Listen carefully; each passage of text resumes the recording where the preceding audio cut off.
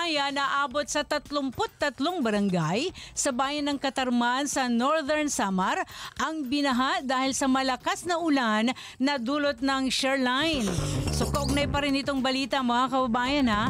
At ayon kay Municipal Disaster Risk Reduction and Management Officer Emerald Guevara, patuloy nilang binabantayan ang sitwasyon ng mga apektadong barangay para matiyak ang kaligtasan ng mga residente. May mga itinalagang grupo na nagbibigay ng tulong sa mga residente. At sa ngayon, humihina na ang ulan at humuhupa na rin ang taas ng tubig. Yan ang problema pag nagkaroon ng tubig baha.